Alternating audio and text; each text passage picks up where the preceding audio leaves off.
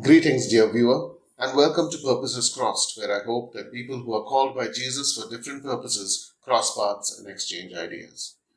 In this video, we continue with our series of devotions on the Psalms, and today we will deal with Psalm 22. We are devoting 3 videos to this psalm, and this is the third one.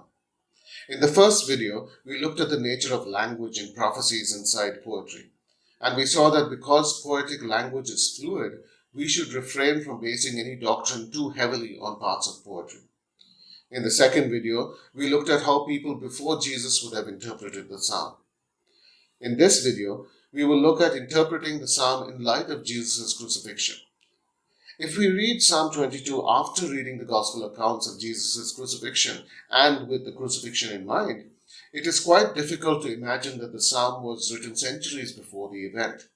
There are so many resonances between the psalm and Jesus' crucifixion that people have taken mostly one of two routes to explain this uncanny similarity. A person skeptical of the Gospels would say that the Gospel writers wrote their accounts to resemble what was in Psalm 22 after Jesus' crucifixion, and this explains the similarities.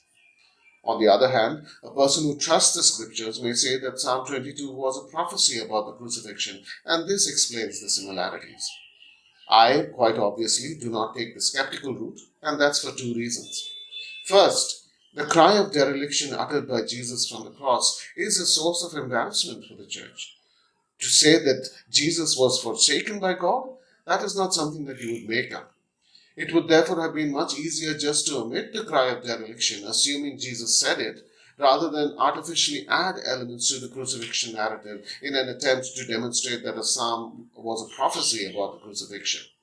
After all, if the psalm was not even considered a prophecy before Jesus' crucifixion, there would be no reason to think that it was now and begin to think and start adding elements to it. Second, if the gospel writers were going to add elements to the crucifixion narrative, why did they not go the whole hog? Why not add a verse indicating that a group of cowherds had brought their herd to Calvary to watch the crucifixion? Why not add a statement that a pack of dogs was feasting on the remains of previously crucified persons?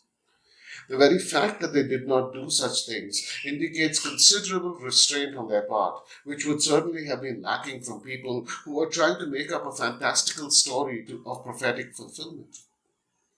Subsequent to Jesus' crucifixion, and his cry of dereliction from the cross, it is almost impossible to read the psalm without thinking of that singular event.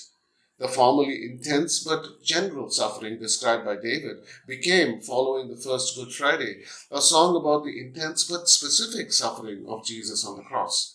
So when we read, "I will tell of your name to my brothers and sisters, in the midst of the congregation I will praise you," the event of the resurrection comes to mind almost unbidden, because it is the only occasion when this part of the prophecy could have found its fulfillment.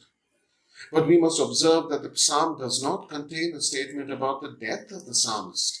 Of course, it could not contain such a statement because at the time of David, the Israelites did not believe in a resurrection. David, therefore, could not have thought of a deliverance beyond death because he would have had no concrete hope beyond the grave. Despite this, in the light of Jesus' crucifixion and resurrection, I think that Christians are right to view this psalm in light of that singular event in history. And we can think of Jesus on the cross when we read, "Why are you so far from helping me?" from the words of my groaning. And we can then give all the reasons for which God was silent when Jesus was on the cross. All our theories of atonement must therefore struggle with the God-forsakenness of God's Son on the cross. For only those theories that can explain why Jesus cried out, my God, why have you forsaken me?" can hold enough hope for this world that yearns for the move from being excluded from the love of God to being embraced by that love.